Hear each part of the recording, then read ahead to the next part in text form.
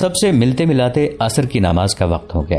اذان دینی تھی جو کوئی بھی دے سکتا تھا۔ امیر المؤمنین کے ساتھ جو مصاحب گئے تھے ان میں مدینہ کے مشہور مؤذن بلال رضی اللہ عنہ بھی تھے۔ بلال رضی اللہ عنہ وہ مؤذن تھے جنہیں اسلام کی تاریخ تا قیامت فراموش نہیں کرے گی۔ امیر المؤمنین، کسی نے کہا، بیت المقدس جیسا مقدس شہر اور اہم شہر ہماری جھولی میں آ پڑا ہے۔ اس ایک شہر پر فتح کیے ہوئے سینکڑوں شہر قربان کیے جا سکتے ہیں۔ ایسی عظیم کامیابی کی خوشی میں آج بلال اذان دیں تو کتنا اچھا ہو۔ ہم بیت المقدس میں بلال کی اذان کے بعد داخل ہوں گے۔ خلیفۃ المسلمین عمر رضی اللہ عنہ نے بلال رضی اللہ عنہ کی طرف دیکھا۔ بلال خاموش کھڑے تھے۔ ان کے چہرے پر اداسی کا تاثر اور زیادہ گہرا ہو گیا۔ بلال رضی اللہ عنہ حبشی نسل سے تھے۔ ابتدا ہی میں اسلام قبول کر لیا تھا۔ ان کی آواز بلند، سریلی اور پرسوز تھی۔ انہوں نے پہلی دفعہ اذان دی تو مسلمانوں پر تو اثر ہونا ہی تھا، دوسرے لوگ بھی مسحور ہو کر رہ گئے تھے۔ یہ بلال رضی اللہ عنہ کی آواز کا جادو تھا۔ اہل قریش نے اس آواز کو بند کرنے کے لیے بلال رضی اللہ عنہ پر اتنا تشدد کیا تھا کہ وہ بہت دیر تک بے ہوش پڑے رہتے تھے۔ جب اٹھتے تھے تو پہلی آواز جو ان کے منہ سے نکلتی تھی وہ اللہ کا نام ہوتا تھا۔ ان کی اذانیں دشت و جبل اور صحراؤں پر وجد طاری کرتی تھیں، لیکن رسول کریم صلی اللہ علیہ وآلہ وسلم کے وصال کے ساتھ ہی یہ آواز خاموش ہو گئی۔ بلال رضی اللہ عنہ نے اذان دینی چھوڑ دی تھی۔ ان کے چہرے پر ہر وقت اداسی اور افسردگی کی سیاہ گھٹائیں چھائی رہنے لگیں۔ اتنی مدت گزر جانے کے بعد آج پہلی بار بیت المقدس کے دروازے پر امیر المؤمنین عمر رضی اللہ عنہ کے مصاحبوں نے اس خواہش کا اظہار کیا کہ بیت المقدس کی فتح کے اس موقع پر بلال رضی اللہ عنہ اذان دے۔ امیر المؤمنین نے ان کی طرف دیکھا تو وہ خاموش رہے۔ بلال، امیر المؤمنین نے کہا، میں جانتا ہوں تم کیا سوچ رہے ہو، لیکن یہ موقع ایسا ہے کہ میں خود چاہتا ہوں کہ اذان تم ہی دو۔ بیت المقدس کی فتح کے موقع پر کون ایسا ہوگا جو رسول اللہ صلی اللہ علیہ وآلہ وسلم کو یاد نہ کرنا چاہتا ہو؟ بلال رضی اللہ عنہ کچھ دیر خاموش رہے۔ سب کو توقع یہی تھی کہ بلال رضی اللہ عنہ اذان نہیں دیں گے، لیکن تھوڑی ہی دیر بعد ان کے چہرے کا تاثر بدل گیا۔ انہوں نے ادھر ادھر دیکھا، انہیں ایک جگہ ذرا اونچی نظر آئی۔ وہ تیز تیز قدم اٹھاتے اس جگہ جا کھڑے ہوئے، کانوں پر ہاتھ رکھے، اور برسوں بعد بیت المقدس کی فضا اس پرسوز آواز سے مرتعش ہونے لگی جو وصال رسول صلی اللہ علیہ وآلہ وسلم کے ساتھ ہی خاموش ہو گئی تھی۔ امیر المؤمنین اور ان کے مصاحبین اور تمام مجاہدین پر سناٹا طاری ہو گیا جب بلال رضی اللہ عنہ کی زبان سے یہ الفاظ نکلے، محمد الرسول اللہ، تو کئی ایک افراد کی دھاڑیں نکل گئیں۔ اس سے پہلے تو سب کے آنسو جاری تھے، لیکن اپنے رسول صلی اللہ علیہ وآلہ وسلم کا نام سن کر سب کے جذبات کے بند ٹوٹ گئے۔ کسی کو اپنے اوپر ضبط نہ رہا۔ اذان کے بعد امیر المؤمنین عمر رضی اللہ عنہ بن الخطاب کی امامت میں سب نے نماز عصر ادا کی۔ اگلے روز امیر المؤمنین کا ایک ایلچی بیت المقدس کے اندر یہ پیغام لے کر گیا کہ امیر المؤمنین صلح کا معاہدہ طے کرنے کے لیے مدینہ سے آ گئے ہیں۔ اسقف سفرنوس اسی پیغام کا منتظر تھا۔ وہ اپنے ساتھ چند آدمیوں کو لے کر باہر آ گیا۔ معاہدے کی شرائط طے ہو گئیں اور اسقف نے شہر کی چابی امیر المؤمنین عمر بن خطاب رضی اللہ عنہ کے حوالے کر دی۔ معاہدہ جو تحریر ہوا تھا اس کے الفاظ کچھ اس طرح تھے، بسم اللہ الرحمن الرحیم۔ اس معاہدے کے تحت جو خلیفۃ المسلمین عمر رضی اللہ عنہ بن الخطاب اور اسقف بیت المقدس سفرنوس کے درمیان طے پایا، خلیفۃ المسلمین نے ایلیا یعنی بیت المقدس کے باشندوں کو اس معاہدے کی روح سے امن و امان دیا۔ یہ امان ایلیا کے لوگوں کی جان و مال کے لیے ہے، ان کے گرجوں اور ان کی صلیب کے لیے ہے، ہر عمر ہر مذہب کے فرد کے لیے ہے، تندرست کے لیے، مریض کے لیے بھی ہے۔ کسی گرجے یا کسی دوسرے مذہب کی عبادت گاہ کو فاتحین کی رہائش کے لیے یا کسی اور مقصد کے لیے استعمال نہیں کیا جائے گا، نہ انہیں یا ان کے احاطے کے اندر کسی چیز کو نقصان پہنچایا جائے گا، نہ انہیں مسمار کیا جائے گا۔ گرجوں اور دیگر عبادت گاہوں میں سے نہ مال اٹھایا جائے گا نہ کوئی اور چیز۔ غیر مسلموں پر مسلمانوں کی طرف سے مذہب کے معاملے میں کسی قسم کا جبر نہیں کیا جائے گا، نہ ان کے ساتھ ناگوار سلوک کیا جائے گا۔ البتہ ایلیا میں یہودی نہیں رہ سکیں گے۔ یہ فرض ایلیا کے باشندوں پر عائد ہوتا ہے کہ وہ یہودیوں، رومیوں اور جرائم پیشہ افراد کو شہر سے نکال دیں۔ ایلیا کے تمام شہری دوسرے شہروں کے لوگوں کی طرح جزیہ ادا کریں گے۔ شہر سے ہمیشہ کے لیے چلے جانے والوں کی جان و مال کا تحفظ ان کی اگلی پناہ گاہ تک دیا جائے گا، اور جن ملکوں کا ذکر آیا ہے انہیں چھوڑ کر باقی تمام دوسرے ملکوں کے جو لوگ اس شہر میں رہنا چاہتے ہیں رہ سکتے ہیں، انہیں بھی جزیہ ادا کرنا ہوگا۔ اگر اس شہر کا کوئی باشندہ شہر سے جانے والے رومیوں کے ساتھ جانا چاہے تو وہ خود یا اپنے خاندان کے ساتھ جا سکتا ہے۔ وہ جس قدر مال و اموال اپنے ساتھ لے کر جا سکتا ہے لے جائے، ان کی کھیتوں میں جو فصل ہے اس کی حفاظت مسلمانوں کے خلیفہ کی ذمہ داری ہے۔ فصل کے مالک وہی ہیں جنہوں نے بوئی تھی، شرط یہ ہے کہ وہ جزیہ ادا کریں اور فصل کاٹنے کے لیے آ جائیں۔ اس معاہدے پر امیر المؤمنین عمر رضی اللہ عنہ نے اپنی مہر لگائی۔ اسقف سیفرانوس نے اپنے دستخط کیے اور گواہوں کے طور پر خالد رضی اللہ عنہ بن ولید، عمرو رضی اللہ عنہ بن العاص، عبد الرحمن رضی اللہ عنہ بن عوف اور معاویہ رضی اللہ عنہ بن ابی سفیان نے دستخط کیے۔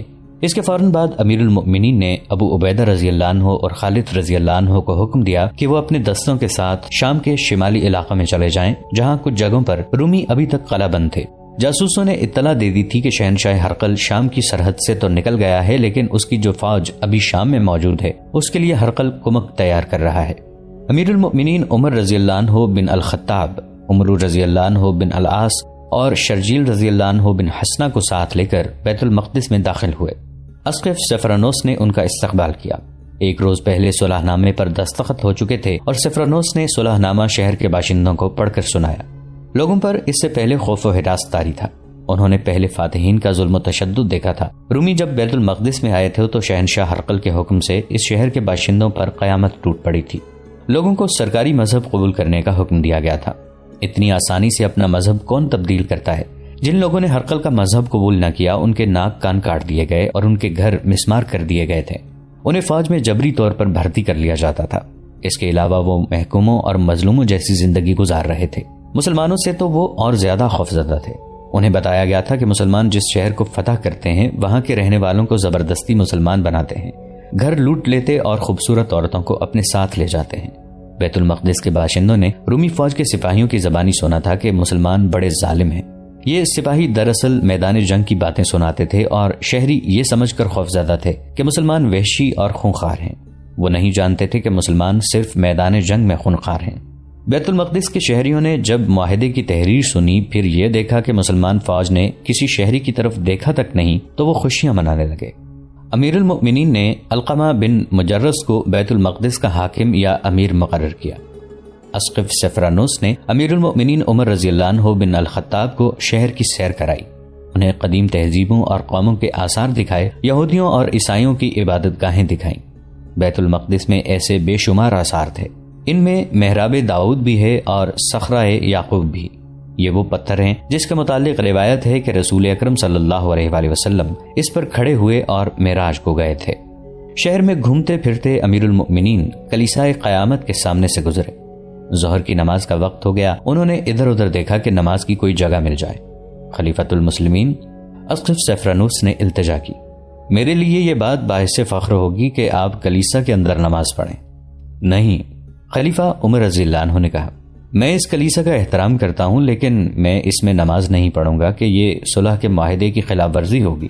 اگر میں نے آج آپ کے کہنے پر یہاں نماز پڑھ لی تو میرے بعد مسلمان اس کو رسم بنا لیں گے اور کلیسا میں نماز پڑھنے کو اپنا حق بنا لیں گے۔ کلیسائے قیامت وہ جگہ ہے جہاں حضرت عیسیٰ علیہ السلام کو مصلوب کیا گیا تھا۔ یہاں یہ کلیسا تعمیر کیا گیا تھا۔ اس کے آگے کلیسائے قسطنطین تھا۔ اسقف نے اس کے دروازے میں مصلی بچھا دیا، لیکن امیر المؤمنین نے وہاں بھی نماز نہ پڑھی۔ انہوں نے نماز مسجد اقصی میں پڑھی۔ محترم اسقف، امیر المؤمنین عمر رضی اللہ عنہ نے سیفرانوس سے پوچھا، رومی آپ کا ساتھ کیوں چھوڑ گئے ہیں؟ ان کا سالار اتربون کہاں گیا؟ سنا تھا وہ ہرقل کا ہم پلہ ہے۔ بھاگ گیا، سیفرانوس نے جواب دیا۔ بھاگ گیا؟ کوئی شک نہیں کہ وہ ہرقل کا ہم پلہ تھا۔ اس نے آپ کو شکست دینے کے بڑے اچھے منصوبے بنائے تھے۔ اس نے قیصاریہ کے سالار کو آپ کی فوج کے مقابلے کے لیے تیار کیا تھا، لیکن آپ کے سالاروں کی چال نے اتربون کے منصوبے تباہ کر دیے۔ اس سے پہلے وہ آپ کی فوج کے مقابلے میں نہیں آیا تھا۔ وہ دیکھ رہا تھا کہ اس کی فوج میں لڑنے کا جذبہ ختم ہو گیا تھا۔ یرموک اور دوسری جگہوں سے بھاگے ہوئے بہت سے سپاہی یہاں آ گئے تھے۔ انہوں نے یہاں کی فوج کو ایسی باتیں سنائیں جن سے سب کا جذبہ اور حوصلہ بری طرح متاثر ہوا۔ اتربون نے اپنی فوج کو تیار کر لیا تھا۔ اسے جب اطلاع ملی کہ مسلمانوں نے قیصاریہ کو محاصرے میں لے لیا ہے تو وہ اپنی فوج کو ساتھ لے جا کر قیصاریہ کا محاصرہ توڑنے کے لیے نکلا، لیکن آپ کے کسی سالار نے اسے راستے میں روک لیا۔ اس نے پہلی بار مسلمانوں سے ٹکر لی اور اپنی بہت سی فوج مروا کر بری حالت میں واپس آیا۔ وہ جو اپنے ہارے ہوئے سالاروں کو بزدل کہتا تھا اور جس نے بیت المقدس کے دستوں کو لڑنے کے لیے تیار کیا، وہ خود بزدل بن گیا اور اس کا اپنا حوصلہ جواب دے گیا۔ اس نے یہاں سے خزانہ نکالنا شروع کر دیا اور سمندر کے راستے قسطنطنیہ لے گیا۔ زیادہ تر فوج بھی اس کے ساتھ چلی گئی۔ یہ فوج برائے نام تھی جو میں نے قلعے کی دیوار پر کھڑی کر دی تھی۔ میں نے آپ کے ساتھ معاہدہ کرنے کی شرط اس لیے پیش کی تھی کہ جو فیصلہ خلیفہ کر سکتے ہیں وہ سالار نہیں کر سکتے۔ میں اس شہر کو اور اس کے باشندوں کے جان و مال کو بچانا چاہتا تھا۔ اسقف سفرانوس نے عمر رضی اللہ عنہ بن خطاب کو یہ نہ بتایا کہ اطربون اور سفرانوس نے مل کر بیت المقدس سے نہ صرف خزانہ نکالا تھا بلکہ گرجوں کے سونے اور چاندی کے بیش قیمت ظروف بھی نکلوا دیے تھے۔ ان میں صلیب اعظم بھی تھی۔ سفرانوس نے امیر المؤمنین کو مدینہ سے اس لیے بلایا تھا کہ وہ خزانہ، ظروف، رومی فوج اور اس کا مال و اموال نکلوانے کے لیے وقت حاصل کرنا چاہتا تھا۔ جتنے وقت میں امیر المؤمنین پہنچے تھے اتنے وقت میں بیت المقدس سے وہ سب کچھ نکل گیا تھا جو سفرانوس اور اطربون نکالنا چاہتے تھے۔ اپریل 637 عیسوی مطابق ربیع الاول 16 ہجری کے دن تھے جب خلیفۃ المسلمین عمر رضی اللہ عنہ بن الخطاب بیت المقدس میں 10 دن قیام کر کے رخصت ہوئے۔ رخصت ہونے سے پہلے انہوں نے تفصیل سے جائزہ لیا تھا کہ رومی کہاں کہاں موجود ہیں۔ مجموعی طور پر رومی شکست کھا چکے تھے۔ ان کا شہنشاہ ہرقل شام سے رخصت ہو چکا تھا۔ رومی فوج کے نامی گرامی سالار مارے جا چکے تھے۔ کچھ اہم مقامات تھے جن پر ابھی رومیوں کا قبضہ تھا، وہاں سے رومیوں کو نکالنا ضروری تھا۔ ایسے مقامات میں ایک کا نام قیساریہ تھا جو بحرۂ روم کی بندرگاہ تھی۔ یہاں سے رومیوں کو نکالنا بہت ضروری تھا کیونکہ رومیوں کا بحری بیڑا ابھی بالکل صحیح حالت میں موجود تھا اور یہ بحری بیڑا بڑا طاقتور تھا۔ اسے رومی مسلمانوں کے خلاف استعمال نہیں کر سکتے تھے کیونکہ مسلمانوں نے سمندری لڑائی نہیں لڑنی تھی۔ البتہ یہ بیڑا کمک لانے کے لیے استعمال ہوتا تھا۔ کمک اتارنے کے لیے قیساریہ کی بندرگاہ استعمال ہوتی تھی۔ امیر المؤمنین کے حکم کے مطابق قیساریہ سے پہلے بیت المقدس کو محاصرے میں لیا گیا تھا۔ بیت المقدس لے لیا گیا تو امیر المؤمنین عمر رضی اللہ عنہ نے یزید بن ابو سفیان کو حکم دیا کہ وہ قیساریہ کو محاصرے میں لے لیں۔ ابن ابو سفیان عمر رضی اللہ عنہ نے انہیں کہا، مت سوچنا کہ تو اس قلعے کو فوراً سر کر لے گا، بہت مضبوط قلعہ بند جگہ ہے، رومی یہ جگہ آسانی سے نہیں دیں گے، ہلے بول بول کر اپنی طاقت ضائع نہ کرتے رہنا۔ قیساریہ میں رومیوں کی تعداد زیادہ ہے اور وہاں رسد کی بھی کمی نہیں۔ دشمن یہی خواہش کرے گا کہ تو اس کے قلعے کی دیواروں سے ٹکراتا رہے اور اتنا کمزور ہو جائے کہ تو محاصرہ اٹھا لے، یا تجھے کمزور پا کر دشمن باہر آ جائے اور تیرے دستوں پر ایسا حملہ کر دے کہ تو پسپا بھی نہ ہو سکے۔ تجھ پر اللہ کی رحمت ہو ابو سفیان، عمر رضی اللہ عنہ نے کہا۔ رومیوں کو کمک مل گئی تو ہمارے لیے بہت بڑی مشکل پیدا ہو جائے گی، محاصرے کو طول دو اور کمک کو روکے رکھو۔ عمر رضی اللہ عنہ بن الخطاب خلیفہ تھے، امیر المؤمنین تھے، لیکن ان کا یہ دور بادشاہوں جیسا اور آج کل کے سربراہان مملکت جیسا نہیں تھا کہ گئے، کسی کو شاباش دی، کسی کو انعام و کرام سے نوازا اور آ گئے۔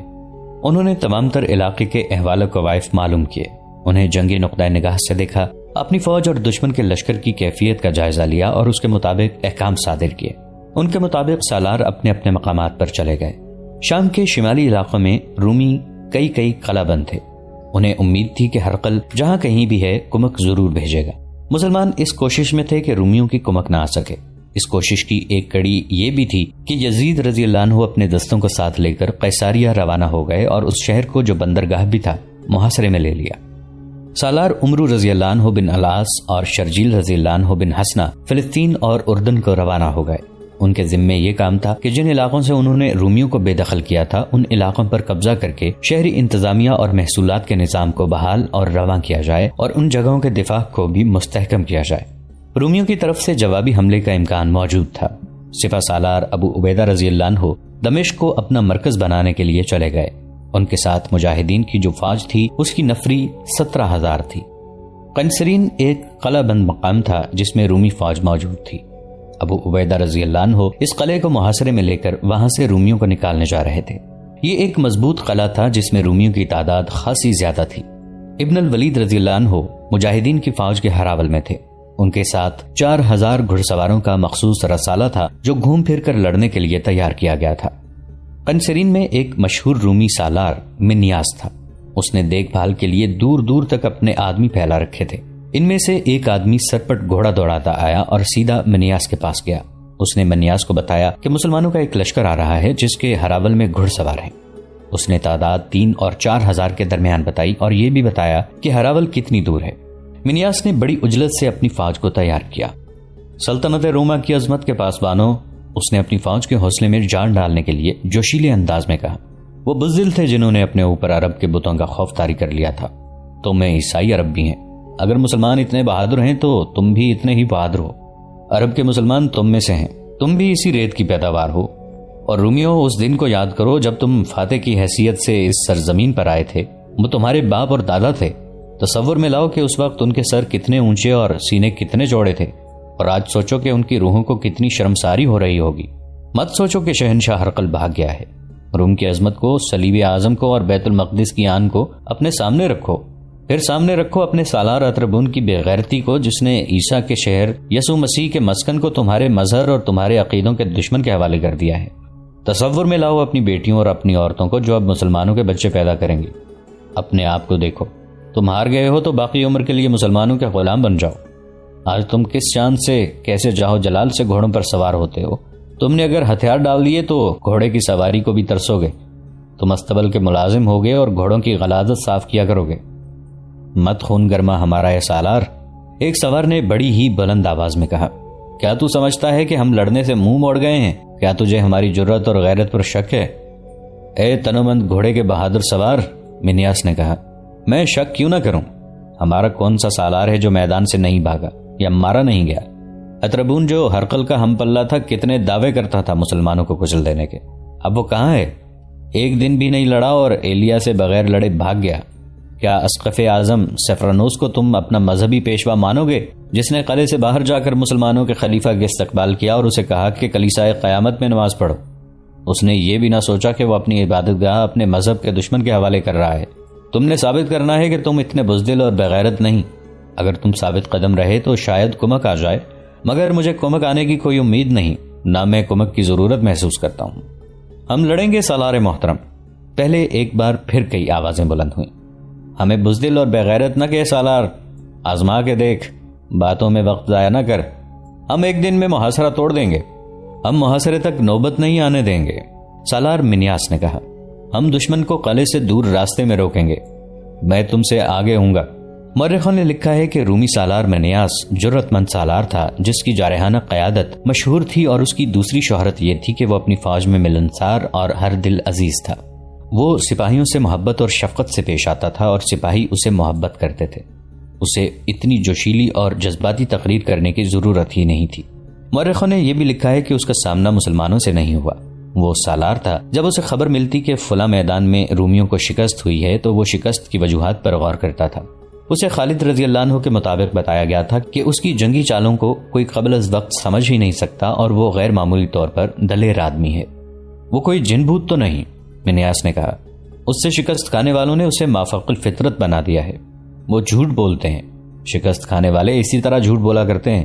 میں ہرقل کو خالد بن ولید کی لاش دکھاؤں گا. رومی سالار منیاس کی قیادت میں قنسرین میں مقیم رومی فوج رکے ہوئے سیلاب کی مانند باہر نکلی. اس کا انداز جوشیلا اور جارحانہ تھا, اس کی رفتار تیز تھی. ادھر خالد رضی اللہ عنہ کے 4000 سوار فاتحانہ شان سے چلے آ رہے تھے. وہ عام کوچ کی ترتیب میں تھے. انہوں نے قنسرین کے قریب جا کر رکنا اور باقی فوج کا انتظار کرنا تھا. قنسرین سے چند میل دور حاضر ایک مقام تھا جو راستے میں آتا تھا. خالد رضی اللہ عنہ کا دستہ جب حاضر کے قریب پہنچا تو دیکھ بھال کے لیے آگے گئے ہوئے مجاہدین میں سے ایک واپس آیا اور خالد رضی اللہ عنہ کو اطلاع دی کہ رومیوں کا کثیر تعداد کا لشکر آ رہا ہے. خدا کی قسم, خالد رضی اللہ عنہ نے للکار کر کہا, میں امین الامت کا انتظار نہیں کروں گا. باقی لشکر امین الامت ابو عبیدہ رضی اللہ عنہ کے ساتھ پیچھے آ رہا تھا.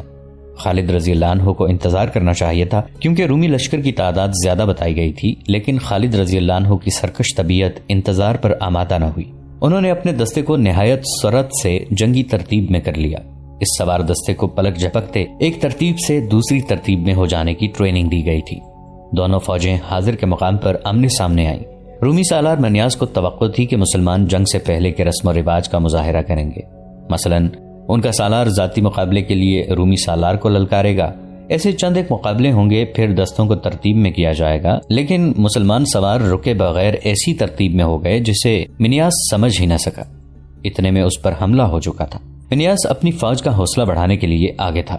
اس کے گرد محافظوں کا حصار تھا جو خاصا مضبوط تھا. تو دوستو یہ تھی ہماری آج کی ایپیسوڈ. امید کرتے ہیں آپ کو ہماری ایپیسوڈ پسند آئی ہوگی.